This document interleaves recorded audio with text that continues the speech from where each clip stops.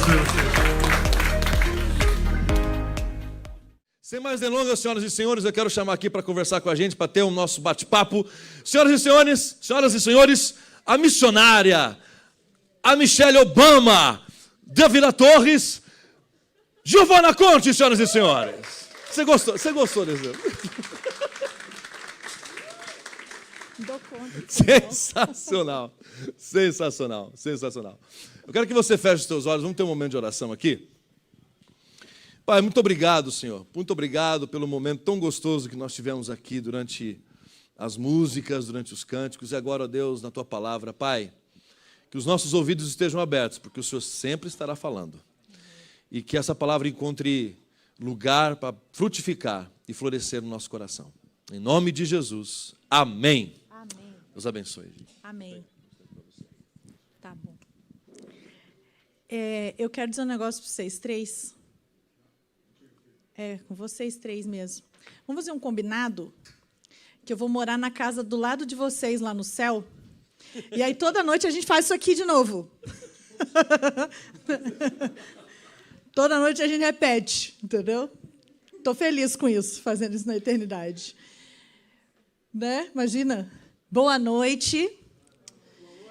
Hoje eu tenho o desafio de falar sobre um tema óbvio. Né? Que é uma comparação bem óbvia. Quando a gente fala de menos competição e mais cooperação, a minha sensação é que eu não preciso nem estar aqui. Pode vir qualquer um, alguém. Porque eu aposto que todo mundo tem algo para dizer e vai concordar que nos dias de hoje a gente precisa de menos competição e mais cooperação, certo? Então, foi muito, muito, muito difícil para eu não chover no molhado com os irmãos. E no fim de toda a preparação, que eu estava pensando assim, no que eu vou falar e tal, eu confesso que... Fui eu que fiz isso? Ok. Perdão, vizinho, desculpa aí. Amém. Amém. Eu, enquanto estava pensando, acho que meu coração ficou muito triste de saber que uma coisa tão óbvia continua não sendo praticada por mim mesma. Então, eu vou ler um pedaço da Bíblia... E Deus tem misericórdia de mim. Vamos lá. Vou nem dizer qual é, porque ele é muito conhecido. Só acompanha, pensa na cena. Ora, o filho mais velho estivera no campo, e quando voltava, ao aproximar-se da casa, ouviu a música e as danças. Chamou um dos criados e perguntou-lhe o que era aquilo. E ele informou: veio teu irmão, teu pai mandou matar um novilho cevado, porque o recebeu com saúde. Ele se indignou, não queria entrar. Saindo, porém, o pai procurava conciliá-lo. Mas ele respondeu ao seu pai: há tantos anos que eu te sirvo sem jamais transgredir uma ordem sua. Nunca me deste um cabrito sequer para alegrar-me com os meus amigos, vindo, porém, esse teu filho, que desperdiçou teus bens com os meretrizes, tu mandaste matar para ele o novilho cevado? Então lhe respondeu o pai: meu filho, tu sempre estás comigo, tudo que é meu é teu. Entretanto, era preciso que nos regozijássemos e nos alegrássemos, porque esse teu irmão que estava morto reviveu, estava perdido e foi achado. A gente já ouviu essa história antes, né? Tem essa cena clássica dos irmãos, mas tem outras cenas clássicas de competição na Bíblia. Eu não vou falar a primeira de todas, mas Caim e Abel também é a dupla de irmãos que rolava uma competição. Jacó e Esaú também era a dupla. Que coisa isso, né, gente? Os irmãozinhos, né? Esses irmãozinhos, desde lá, você abre lá no Gênesis, já estavam brigando. Nós somos em 4 lá em casa. Pensa só, o drama.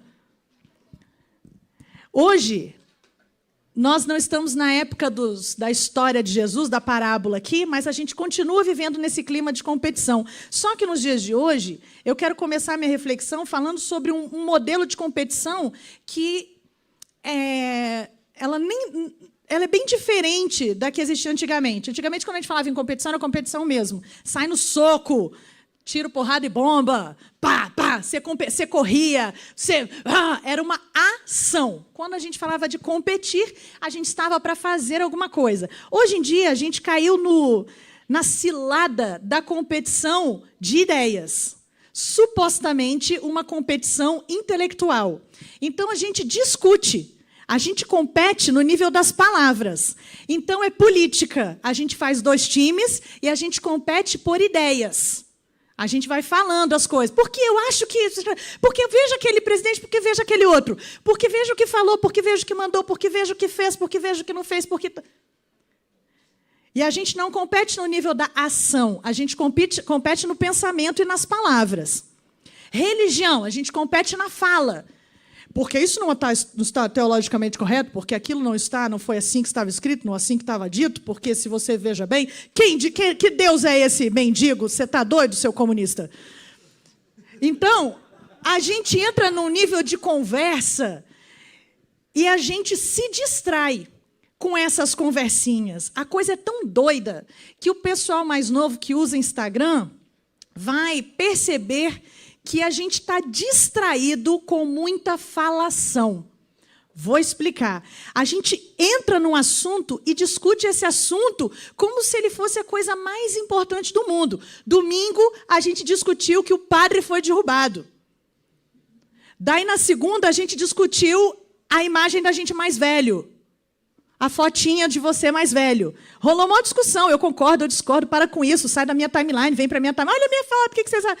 A gente super discute. Na terça, a gente discutiu sobre a blogueira que se suicidou porque o noivo tinha terminado com ela na véspera. E hoje, a gente está discutindo que não tem like no Instagram. E a gente entra nessa conversa, cara, e a gente se embola nela. Hoje, o contrário de competição não é cooperação, é concordação. A gente deixa de competir quando a gente passa a concordar com as ideias. Ó, que doido. Cadê a ação? Cadê o compromisso? Cadê a mudança? Cadê a obra? Cadê a operação? Como eu vou cooperar se não tem mais operação, se não tem mais ação? Se a gente está só discutindo nas redes sociais? E é impressionante, porque vira o dia. Domingo a gente já não vai mais ter lembrado que o padre caiu. Na segunda, a gente não vai lembrar mais que tinha um aplicativo do velho. Aliás, a gente vai, porque o Facebook faz o favor de lembrar para a gente que 1 ano atrás, a gente estava imitando vozezinhas naquele aplicativo enjoadinho. Então, daqui a 1 ano, vai estar na sua timeline a sua foto de você mais velho. Para nossa alegria. Para tentar trazer um pouco mais de permanência no que hoje é puramente efêmero. Qual o mérito da gente discutir política? Se, independente do partido, do presidente ou do que acontece, todo mundo quer um Brasil melhor, certo? Todo mundo quer uma cidade melhor, um estado melhor, um país... Por que a gente discute? Quanto tempo a gente está perdendo com isso? Então, tá bom. Se todo mundo quer a mesma coisa, por que a gente não age em prol dessa mesma coisa? Desde quando cooperar tem por pré-requisito concordar? Ok. Estou endoidando demais vocês, né? Desculpa. É que, de repente, parou, todo mundo ficou me olhando com as caras. Né? Vou. Tá bom, lá vou eu. Ainda na questão de cooperação, hoje, infelizmente, ter por contrário concordação, a gente tem ainda algumas ações que a gente percebe em nível de competição que são trágicas. Eu fui convidada pelo nosso irmão, Tiago Mause, para dar uma palavra para os irmãos da BU no domingo, lá no Retiro. E ele me deu um dos textos, eu penso, que mais difíceis e polêmicos da atualidade, porque a gente compete pela fala, né? É uma competição ideológica. Então, se eu falo... Hoje tem muita coisa polêmica, muita coisa hoje, fica tudo... né? E a gente já não consegue mais discutir. E o abençoado do irmão me deu o texto de 1 Pedro 3, de 1 a 7...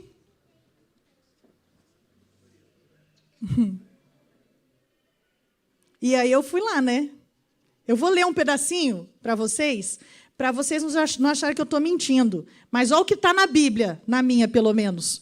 1 Pedro 3, de 1 a 7, diz assim: mulheres, sede vós igualmente submissas ao vosso próprio marido, para que, se ele ainda não obedece à palavra, seja ganho sem palavra alguma, por meio do procedimento de sua esposa, ao observar o vosso honesto comportamento cheio de temor. Não seja o adorno da esposa o que é exterior, como frisado de cabelo, adereços de ouro, aparato de vestuário. Seja, porém, o homem interior do coração unido ao incorruptível trajo de um espírito manso e tranquilo, que é de grande valor diante de Deus. Pois foi assim também que a si mesmas se ataviaram outrora as santas mulheres que esperavam em Deus, estando submissas ao seu marido, como fazia Sara, que obedeceu a Abraão, chamando-lhe Senhor, da qual vós vos tornastes filhas, praticando bem e não temendo perturbação alguma. Maridos, vós igualmente vivei a vida comum do lar, com discernimento e tendo consideração para com a vossa mulher, como a parte mais frágil. Tratai-a com dignidade, porque sois juntamente herdeiros da mesma graça de vida, para que não se interrompam as vossas orações. Pensa eu, né, gente? Vamos começar. Mulheres. O que acontece hoje? Falar sobre submissão no contexto em que a gente está hoje é tipo, atirem. Né? Não para por aí. O texto, além de falar sobre a submissão da mulher, na sequência fala sobre os adornos e aqui Pedrão dá dicas de moda, né? Sobre adereços e tudo mais. Ele fala até dos nossos cabelos frisados, mas não podia ser falado do cabelo liso, gente. Tinha que ser o cabelo frisado. Tipo, não podia nem estar aqui. E o mais interessante é que quanto mais polarizado a gente fica e mais a gente entra nessa competição da fala, menos a gente presta atenção no que realmente está escrito. Por exemplo, aqui, Pedro está dizendo, mulheres sejam submissas aos vossos maridos. Ele não está dizendo, mulheres sejam submissas aos homens. Não é uma questão de gênero. Não é que eu sou submissa a todos os homens da nossa plateia. Aqui, irmãos. Isso significa que Deus, na hora que fez o casamento, Ele fez homem e mulher, imagem e semelhança os criou, fez uma fórmula do casamento e dentro dessa instituição que se chama casamento, Ele estabeleceu que para isso funcionar, a mulher ia ser submissa e o homem ia honrar a sua esposa. Ele deu tarefa para os dois, dentro do casamento. E cristianismo e vida com Deus não é playground. Nunca foi e nunca será. E vai ficando cada vez mais desafiadora a nossa vida de assumir uma postura cristã em todas as áreas da nossa vida. A gente, eu e o Kleber, que acompanhamos alguns casais, quantos não estão à beira de um divórcio ou já se divorciaram porque as mulheres crescem profissionalmente, desabrocham aí para a vida profissional, inclusive... uma coisa não tem nada a ver com a outra, né? E ela, nesse expandir de vida profissional, nesse crescente, ela traz essa liderança que ela exerce na sociedade ou no seu trabalho para dentro da sua casa, mas ali dentro o desafio ou a recomendação não só de Pedro, mas também de Paulo, é que ali ela seja submissa, e submissão, palavra do latim, que significa abaixamento da voz. E eu vou dizer como mulher. Gente, meu marido é faixa preta, cara. Pensa que eu sou embaixadora de Rede Mulher Empreendedora. Eu sou dona da Youngers. E dá entrevista. E Giovana fala não sei aonde, viaja, dá palestra. E na hora que eu chego em casa, eu tenho o privilégio de poder abaixar minha voz para um homem que me honra. E deixa com ele. Porque agora, minha amiga, a responsabilidade é dele. Eu vou para a rede. Tá, não vou lavar uns pratos, né? Mas ele também, entendeu? Vou cuidar das crianças, as coisas. Mas o que eu quero dizer é que a vida profissional que eu tenho não é impedida pelo fato da submissão no meu casamento. Porque uma coisa, outra coisa é outra coisa. Então, a mulher pode ter sua vida profissional e pode ter sua carreira e ela pode fazer o que quiser. Ela pode até ser dona de casa. E pode ficar em casa o dia inteiro, cuidando das crianças, arrumando a casa. Pode. Lá na Youngers, a gente dá curso de empreendedorismo e de empregabilidade, e a gente teve uma aluna que, para mim, ela é clássica. Assim. O sonho da vida dela é ser dona de casa. Eu não sei o que ela estava fazendo lá, fazendo curso com a gente, porque eu não sei ainda dar curso de dona de casa. E a casa dela é famosa por ser uma das casas mais charmosas da vila. A almofada combina com a cortina, que combina com o tapete, que combina com o sofá, que combina com não sei o quê. E ela tem vasinho de flor. Tudo arrumadinho, aquela casa miudinha, pequenininha. Tudo arrumadinha. Ela é toda linda, ela faz o bolo, e ela faz o café, e ela sabe cozinhar, e ela gosta. E a sociedade diz a ela que ela precisa trabalhar para ganhar dinheiro, para levar para casa, para ajudar em casa, para ajudar o marido. E eu olhei para ela e falei assim, então, deixa eu falar, pode ser dona de casa também, está valendo, porque, graças a Deus, hoje a gente pode ser o que a gente quiser. A gente está chegando nesse ponto, onde as mulheres abriram a facão, todas as possibilidades, inclusive de você ser a dona de casa, né? Enfim. Sobre os adornos aqui, eu comentei na BO, inclusive, que seria até, eu penso que, covardia intelectual se a gente chegasse nesse ponto da Bíblia e achasse que ele está falando que não pode usar brinco, ou não pode ter cabelo frisado, ou não pode usar roupa isso nem aquilo. Pedro não faz uma teologia de usos e costumes. Não é isso que Pedro está fazendo aqui. Também não tem muito tempo para me aprofundar, não quero parar neste ponto. Mas o que ele quer dizer, olha o conselho que ele deu há 2000 anos atrás. Mulherada, que a energia de vocês não seja gasta com o interior. Mas, se for para gastar, gasta mais com o que tem do lado de dentro do que com o que tem do lado de fora. Vou falar de outro jeito. Mulherada, para de competir vocês umas com as outras. Que agonia isso da gente se arrumar para receber o elogio de outras mulheres, ou preocupada com que mulher que vai estar lá. O homem faz elogio à sua esposa, ela... Não vale, é impressionante como não vale. O namorado elogia a namorada. Não vale, não cola. Parece que a menina não recebe o elogio. Ela tem que chegar no lugar, ser vista por todas as mulheres. A mulherada tem que fazer nossa! Para ela saber que ela está lacrando. Senão, não vale. Porque desde aquela época as mulheres já competem com as mulheres. É impressionante. Impressionante. Nós, mulheres, conseguimos aceitar na sociedade tudo que é contrário ao nosso próprio corpo. Eu pari 2. Aí eu tenho aquele negócio na barriga, diástase na musculatura. Eu, no consultório da minha médica, e ela já queria me passar o cirurgião plástico para grampear minha musculatura, para eu perder a minha barriga, para eu ficar normal. Eu confesso que eu me perdi quando eu ouvi essa informação. Eu já estive em lugares que as pessoas me ofereceram para pintar os meus cabelos brancos, para eu ficar normal. E a gente aceita tudo.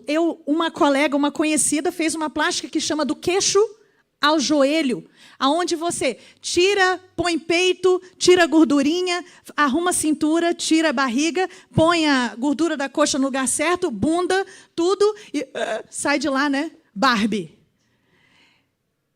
Porque hoje é Barbie mesmo. O padrão de mulher estético que a sociedade aceita não existe. Ou você entra numa plástica, num regime severo, numa academia louca para poder se moldar, ou você jamais será esse padrão.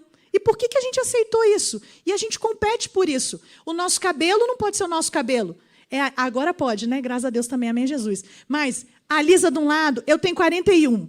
Há 30 anos atrás, quando eu era pequena, na idade das minhas filhas, não tinha shampoo de cabelos cacheados. Era estica, estica, estica, prende o rabo. Gente, olha o tamanho da minha testa. Eu usava aquele cabelo assim para trás, aquele rabo que fazia assim, ó. Porque, não, né? Porque tinha um padrão, e se você queria estar bela, bonita, você tinha que seguir aquilo, e a gente se sentia mal por chegar em algum lugar, ser muito magro, ser muito gordo, ser muito alto, ser muito baixo. E o problema é que estão todas fora do padrão. Todas vão olhar para si e vão achar alguma coisa que está fora do padrão, porque o raio do padrão que alguém criou não existe. Não existe. E a gente compete entre nós mulheres. Daí, quando vai descendo e ele traz os maridos, e ele fala assim, ó, maridos, igualmente, pausa. Então é o seguinte, repete tudo, tá ok? Vai repetindo tudo que eu falei antes, vale para vocês também, porque é igualmente. Então continua valendo tudo aqui. Maridos, homens, parem de competir por beleza, por estética, por malhação. Tem menos, mas também tem, que eu sei que tem. E aí ele fala assim, ó, vivei a vida comum do lar. O que vocês acham que é viver a vida comum do lar? Pedrão falando, não fui eu, foi Pedro. O que você acha? Certo? Vai lavar uma louça, vai varrer uma casa, vai arrumar as roupas, vai trocar a fralda do seu filho, vai ver quanto é que custa a farinha no mercado, vai conversar com a professora na escola, vai viver a vida comum do lar. Não sou eu, é Pedro. Tá, agora fui eu.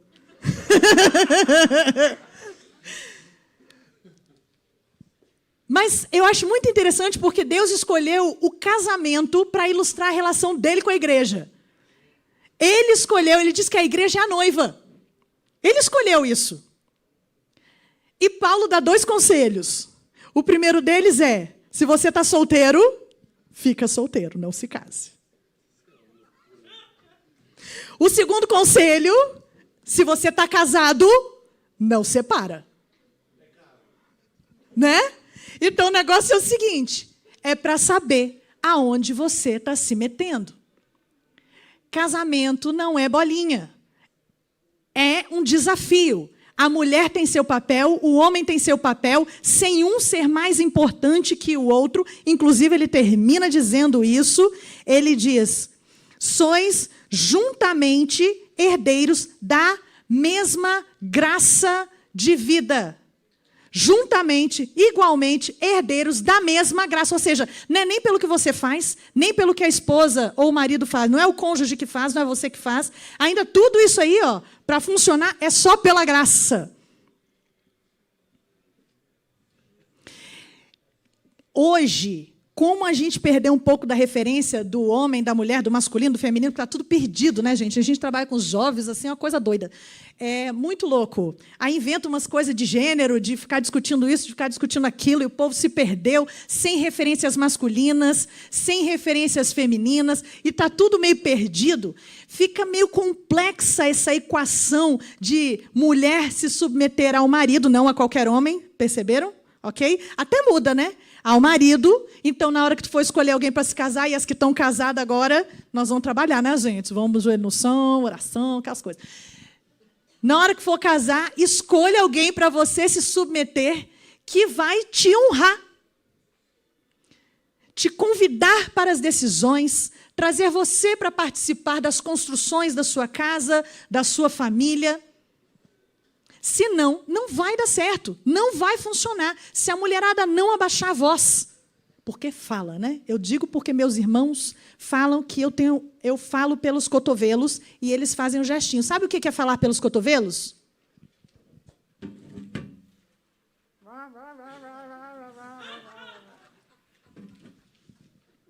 É isso. Isso é falar pelos cotovelos. Meus irmãos falam que eu falo pelos cotovelos, que minha boca é desse tamanho. E quando eu vi que submissão era abaixar a voz, não podia vir conselho mais sábio de Pedro, senão esse. E dos homens honrarem as mulheres. Não podia vir conselho mais sábio do que esse. Por os homens olharem as mulheres com igualdade, nem a mais, nem a menos. Trazer para junto, são herdeiros da mesma graça. E há consequências. Há consequências. É melhor vocês fazerem desse jeito para que não se interrompam as vossas orações. Vai parar tudo no teto, ó. Um monte de oração no teto hoje. Depois passa uma vassourinha aí, né? Estou brincando de novo. Fui eu, de novo. Vou parar com isso.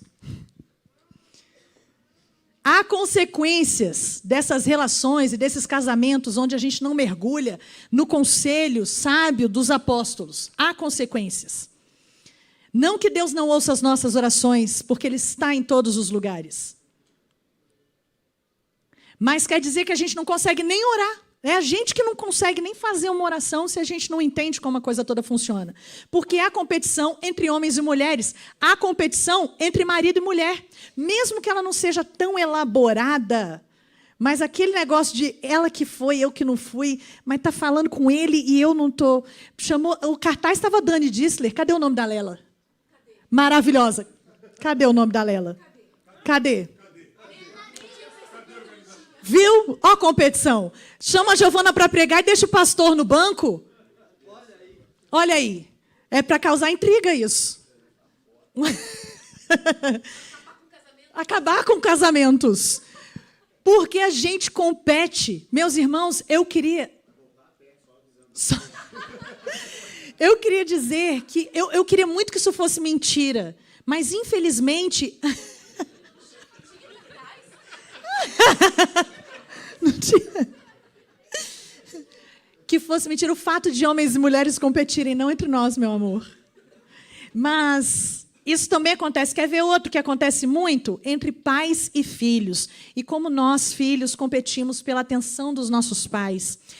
A gente estava hoje no escritório atendendo uma pessoa lá. Eu falo escritório, igreja, gente, porque eu não sei definir muito bem aquele espaço que a gente lá, uma coisa meio misturada, né? E a pessoa, uma mulher, contando que está em crise, e eu já passei por essa mesma crise que ela está passando de identidade, assim, de se encontrar, e durante a terapia, ela estava na terapeuta, eu tenho 41, ela tem 40, né? Aí ela falando, Giovana, porque a gente foi voltando na minha história, e eu fui contando um pouco da minha história, e fui parar num negócio que aconteceu quando eu tinha 12 anos. Como que pode eu repetir o comportamento durante todos esses anos sem perceber? De uma relação mal resolvida com o próprio pai. Aí eu abracei ela e falei, estamos juntos, velho, estamos juntos. Porque é assim mesmo, a gente precisa fazer uns 40 para começar a entender que a gente é nada, que nós somos tudo pulga, que a gente é ruim mesmo. E aí eu falei, fiz esse exercício também, encontrei aonde que eu não tinha resolvido, e o nosso desafio é, na fase adulta, resolver isso sem estar presencialmente com o pai ou com a pessoa que causou aquilo a gente. E durante a nossa vida, a gente continua competindo com esse momento, ou com essa situação, e fazendo coisas para voltar e chamar. Isso está sendo gravado, está na internet, online, eu posso ficar falando aqui? Tá? Droga. Então não vou contar, não. Mas a gente passa a nossa vida competindo com a gente, com pessoas próximas de nós, que nos causaram transtornos na nossa infância, na nossa adolescência. A gente não resolveu isso, e quando vê, a gente está... Tá bom, vou contar um negócio, porque meu pai não vai assistir mesmo, né? Ele é pastor também, pastor. Mas não está assistindo, não. Meu pai, ele é desses pais, assim, que é muito comum, nunca está. Nunca está. Está sempre muito ocupado, porque é pastor, né, gente? Pastor não tem tempo para criar os filhos. Mas deu certo, porque eu sou filho de pastor e estou aqui na frente, então funcionou. Alguma coisa deu certo. E ele não é só pastor, ele é engenheiro, rico, milionário, então cheio da grana, gosta de ostentar. E eu moro na favela. Ó, que coisa doida. Aí, na nossa infância, a gente apresentava coisa na escola e é que negócio, né? Para os amigos, para os pais dos amigos e tal. Então, eu cresci muito marcada por essa falta. Nunca tinha percebido com tanta clareza o quanto que isso tinha me feito mal. Até que a minha filha mais velha, que hoje tem 11... ela tinha 2, e ela estava na escola. E tinha uma apresentação das mães que ia começar às 5h30 da tarde. E eu trabalhava num escritório perto da escola. E eu tinha que estar na escola às 5h30. Eu me preparei. E eu saí 10 para as 5 do escritório. O meu plano era chegar às 5h15, 15 minutos de antecedência. Infelizmente, no meio do trajeto, aconteceu um acidente e o trânsito estava todo fechado, não tinha para onde ir, porque o carro estava de lado, assim. Então, tinha que vir o guincho para tirar o carro. Estacionamento, fila quilométrica de engarrafamento. E aí... Você abre para mim, irmão? Obrigada. Aí, eu cheguei na escola às 5h40, 10 minutos depois. Quem tem criança pequena e já acompanhou a apresentaçãozinha na escola, obrigada, sabe que criança muito pequenininha, quantos minutos dura a apresentação? 2,5. Né? Ou seja, eu cheguei 10 minutos depois, o que tinha acontecido? Tudo, né? Acabou tudo. 10 minutos de atraso foram suficientes para eu perder aquela apresentação. Eu fiquei tão arrasada, tão arrasada, tão brava, põe uma mistura de tudo que é ruim, assim. Eu fiquei brava com a escola, eu fiquei brava com o trânsito, eu fiquei brava com Deus, eu fiquei brava comigo. E eu achei que a minha filha tinha ficado com aquela mesma sentimento de falta que eu tinha quando eu era pequeno, nessa minha primeira falha. O que eu fiz imediatamente na sequência? Eu trabalhava no lugar e eu ganhava muito bem, tinha um salário muito bom. Peguei o meu dinheiro e comprei 3 entradas para Disney on Ice. Não sei se vocês sabem quanto custa a entrada de Disney on Ice. É caro, muito caro. E eu comprei no lugar para a gente ver Cinderela, ver Branca de Neve. R$50 baldinho de pipoca, vai. R$50 arquinho da Minnie que brilha, vai também. Tudo para compensar a minha falta. E assistimos, e de repente ela viu a Cinderela entrando junto com a Branca de Neve, assim, no mesmo carro. Mãe, elas são amigas. São, filha, elas são amigas. E aquilo não era tão organizado na minha cabeça, né? Eu não lembro muito bem como aconteceu, mas depois desse episódio, eu comentei com a minha madrasta, bem assim, que eu não consegui chegar lá na escola para ver a apresentação da Tatá, mas também tudo bem, porque depois eu levei ela no Disney on Ice. E ela me devolve, não faça igual teu pai.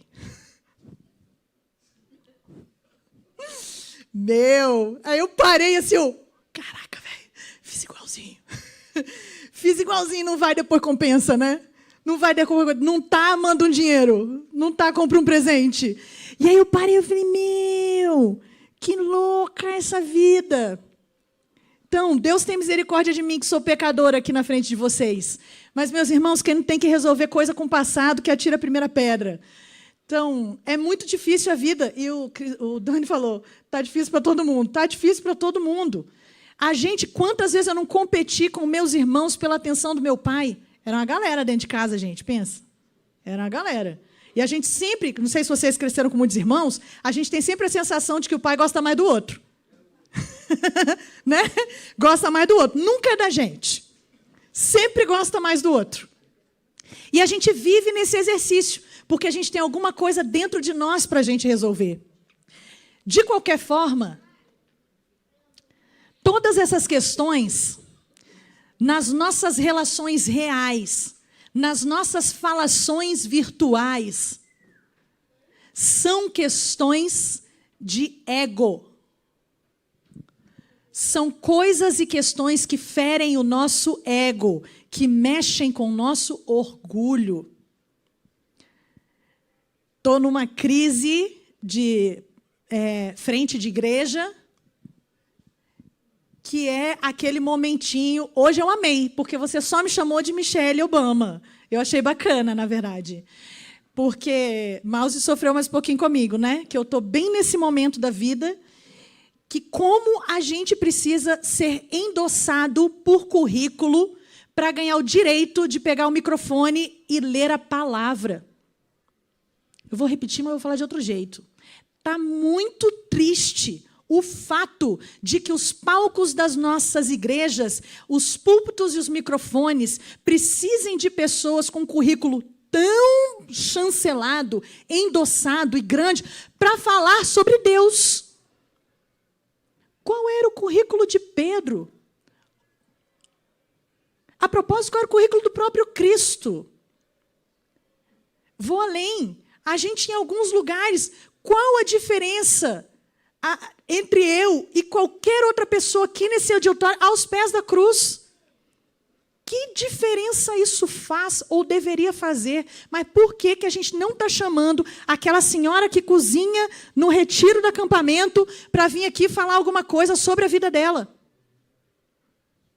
Tá, a gente não tem que fazer isso, mas o que eu quero... Tá, ou deveria fazer isso, que a gente fica pensando mesmo, né? De abrir os nossos espaços para ouvir as histórias e os testemunhos de todos. Independente da experiência, do currículo, do trabalho, do que essa pessoa faça. Independente do português ser bom, do português ser ruim, dela falar com concordância ou não. Alguém estava falando comigo que eu vi uma palestra inteira da pessoa falando que eu seja. Então, você vai aqui, se você que eu seja... Aí, toda vez que seja, a gente já... né? E às vezes a gente deixa de ouvir o conteúdo porque a concordância gramatical, o português e o vocabulário não estão à altura do que eu estudei na minha vida. Uma pessoa tão estudada. E a gente perde algumas coisas da nossa vida porque é o mendigo que falou, porque é aquela senhorinha que me deu, porque você... Foi. Como hoje a gente precisa ser melhor, ser maior, e a gente tem essa coisa de consumir de quem é melhor do que eu, de acordo com o padrão que eu estabeleço. Então, eu vou aprender, mas vou aprender com o que é bom. Porque hoje nós somos a média das 5 pessoas que andam à nossa volta, e nós temos que andar com as pessoas que são boas, e eu quero melhor para mim. O tempo inteiro competindo. Ego, orgulho. Então, eu vou encerrar nessa noite. Se a gente quer ter menos competição e mais cooperação, primeiro, cooperação é ação, não é falação. Uma coisa que eu aprendi com Patrícia Bonisson, Ana Cláudia Peinor e Juliana Sattler. Aliás, está filmando e essas 3 podiam estar assistindo, né, gente? Elas merecem saber disso. 3 mulheres incríveis de Deus. Nós temos uma diferença de idade que deve ser de 5, 6 anos. Hoje não faz diferença nenhuma. Eu com 41, elas com 46, 47, não faz diferença nenhuma. Mas fazia muita diferença quando eu tinha 13, 14 e elas já tinham 20. Aí faz toda a diferença. Então, eu estava entrando eu estava na UPA ainda e elas já eram as líderes porque elas estavam na UMP. Aqui tem isso, né? Porque é presbiteriano. Estou falando. Estou na presbiteriana. Gente, eu estou na presbiteriana. Somos jovens no mundo velho. Não. Ai, droga, que é IPI, não é IPB. Ai. Não adianta, eu não posso... É porque na IPB não tem mulher falando, mas a IPB está aqui entre nós. Mas na IPB a mulher não pode falar ainda, não. Isso, exatamente. Só aqui que eu posso subir, aqui que eu posso falar. Então, voltando... Tá, pouquinho, de leves. Mais ou menos. Ó a competição. Olha a competição, gente. Olha a competição. Essas 3 mulheres, o que elas fizeram por mim? Existe ainda a Mocidade para Cristo, MPC, a missão. Nós hoje somos do conselho, né, administrativo. E naquela época era voluntária, elas eram as líderes. E o que elas faziam comigo? Eu era apaixonada por elas, eu ficava olhando, elas sentavam numa reunião, era a coisa mais produtiva das galáxias. Elas falaram, não, então nós vamos fazer o evento. Compra aonde, fala com quem, que horas a gente chega, quem vai pegar o quê, quem vai fazer o quê. Não, então beleza, então deixa que eu resolvo. E eu olhava, cara, como é que elas conseguem sentar e rapidamente resolver, executar. E eu via, quantas vezes eu vi elas cansadas, mas ao invés de elas, ai, que cansada que eu estou. Elas ficavam assim, ai, que cansada que eu estou, né, gente? Então, peraí, vamos arrumar esse negócio. Nossa, estou muito cansada hoje, mas... E elas iam executando e falando, executando e falando. Me lembro de sentar do lado de Juliana, ela com as unhas, os esmaltes, todo comido. Não deu tempo. Aí eu falei, cara, um dia meus esmaltes estarão comidos. Hoje nem isso eu posso, porque eu tenho alergia, não posso nem pintar. Mas eu via a ação prática delas, e elas me influenciaram demais. Eu sou um serzinho extremamente pragmático. Se eu disser para você, eu vou fazer, senta e descansa. Porque essas mulheres foram padrão referência na minha vida. Elas me ensinaram que se eu tenho que arrumar a cama, enquanto eu estou arrumando, eu vou reclamando. Ai, que saco arrumar essa cama, dobrar esse lençol, pegar essa franja. Tá, você quer reclamar? Reclama. Mas vai fazendo, age. A igreja precisa operar antes de cooperar. A gente precisa fazer antes de entender como a gente faz junto.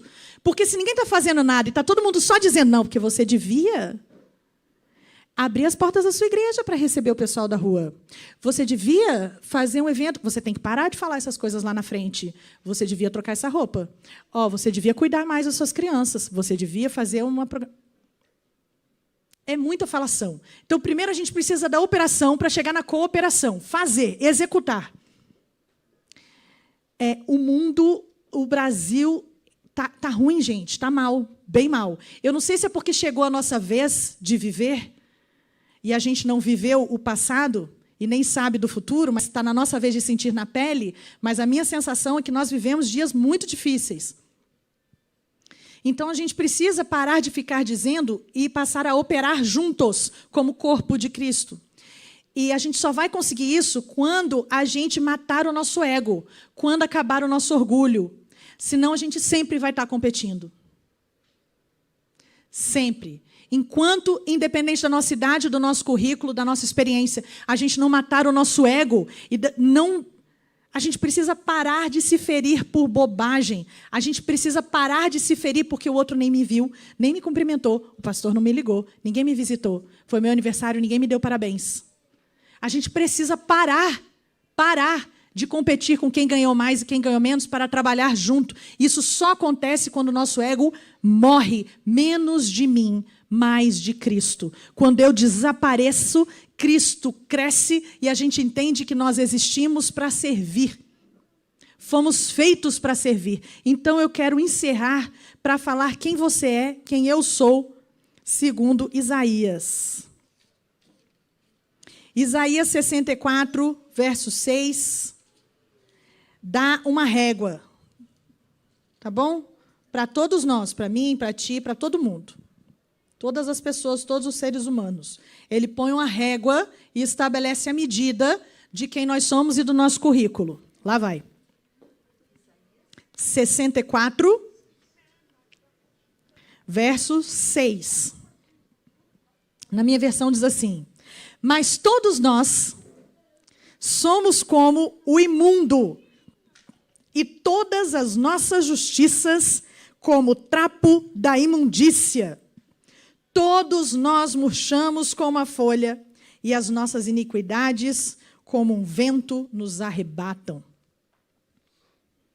Quanto antes a gente entender que a gente não é nada, a gente tem ego, ego compete, ego quer mais, ego quer ser melhor, ego quer aparecer. Somos imundos, e tudo que a gente faz, por melhor que seja, nossa, Giovana, você fala inglês tão bonito, trapo de imundície. Nossa, Giovana, você mora na favela, né? Trapo de imundície. Nossa, Giovana, que lindo esse seu projeto social. Trapo de imundície. Aos pés da cruz, não há absolutamente nada do que nós façamos ou sejamos que nos torne melhor, mais dignos, mais honrados ou com mais direitos do que qualquer outra pessoa. Não tem. Se a gente quer aprender a ser mais cooperativos, é fazer sem ego, agir sem orgulho, e vigiar, irmãos, vigiar, para quando a gente perceber, me ofendi por quê? Teve algum motivo aqui? Está ferindo meu ego? É assim com todo mundo? É assim só comigo? E essa investigação constante sobre o que tem nos ofendido e as brigas que a gente compra em nível de política, em nível de assunto do dia. Tá chato, gente. Tá muito chato comprar brigas diárias por assuntos efêmeros que vão acabar. Aí você faz todo um textão. Hoje vai ter textão. E faz um textão sobre o assunto do dia. Que amanhã ninguém vai nem lembrar. Está competindo com quem? Se você não sabe aonde ir para agir, eu te convido a conhecer a cena. Lá na Vila Torres fica propaganda, então, né? Nós estamos precisando lá de mais gente trabalhando junto com a gente durante toda a semana. Nós temos atividades acontecendo, tem banheiros para lavar, tem café para passar, tem um chãozinho para arrumar, tem loja, tem um monte de coisa lá, vocês podem vir, tá? Porque lá tem bastante operação para nós juntos cooperarmos. Mas que em nome de Jesus, a partir dessa noite, a gente se vigie mais para agir como Deus quer, com menos de mim e mais de Cristo. Amém? Enfim, vamos orar então. Vamos ficar de pé, meus irmãos?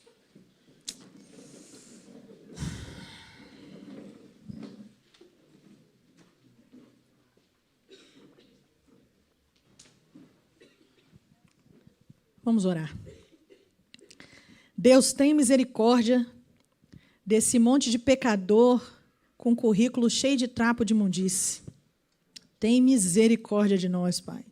Nós tão pequenos, pequenos diante da Tua grandeza, pequenos diante da Tua criação, pequenos diante da história. Quem somos nós, Deus? Quem somos nós?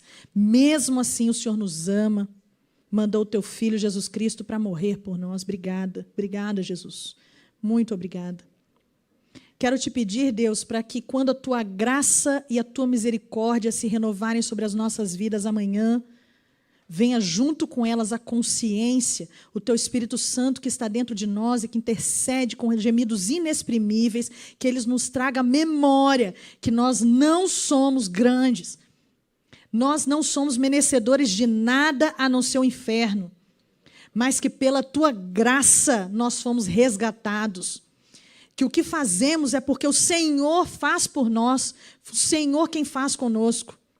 Que isso seja base para as nossas relações, que isso seja base para as nossas ações, que isso seja base para as nossas palavras, e que assim a gente possa expandir do teu reino, da forma como o Senhor espera, afinal de contas o reino é seu, Deus, o reino não é nosso, que não seja o rei da nossa barriga, mas que seja um reino do Senhor, do Cristo encarnado, do Deus eterno, Criador, que nos ama e que voltará para nos buscar, para a tua igreja, a tua noiva. Traz tudo isso para dentro da nossa cabeça, do nosso consciente, para dentro do nosso coração, que isso de fato desperte na gente coragem, vontade, amor, paixão, de vigiarmos a nós mesmos e não aos outros, que a gente não tenha vontade de condenar o outro, julgar o outro, pensar no outro, olhar para o outro, mas que a começar em cada um de nós, a gente se autoavalie e a gente se encontre no Senhor, que a nossa identidade esteja em Ti. Cuida de nós nessa noite e amanhã. Amém. Em nome de Jesus. Amém. Amém, amém, amém, amém. Sempre. Obrigado, Gê. Prazer.